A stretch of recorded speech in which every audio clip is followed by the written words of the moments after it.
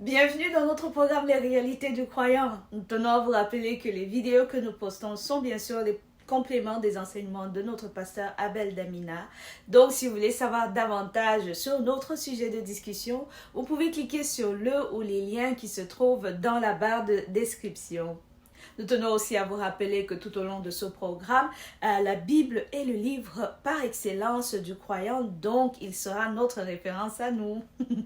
Alors, chaque jour, nous prenons des décisions, grand nombre de décisions bien sûr, dont certaines sont moins importantes et d'autres sont plus importantes, et parfois même prenons des décisions de manière inconsciente, devrais-je dire. Alors, en conséquence, il est essentiel pour un chrétien ou alors pour un croyant de rechercher la direction du Saint-Esprit sur la Bible, sur la prise de nos décisions. Jérémie chapitre 17 verset 9 nous dit ceci. Le cœur est trompeur sur toute chose et impérativement mal. Qui en a conscience?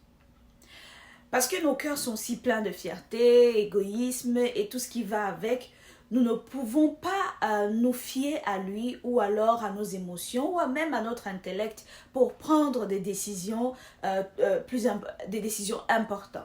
Donc, c'est pourquoi nous avons le Saint-Esprit qui est notre grand conseiller. Le Saint-Esprit ne se contredit jamais et ne contredit pas la parole de Dieu.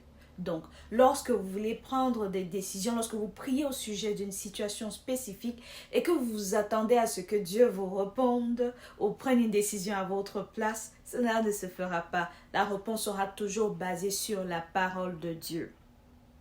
En conclusion, la Bible nous fait savoir que la meilleure façon d'orienter ces décisions est de méditer la parole de Dieu et de demander au Saint-Esprit de nous guider.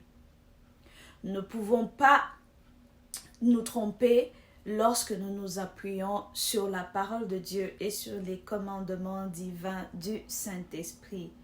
N'est-il pas merveilleux? Say there is only one name. There is only one name. There is only one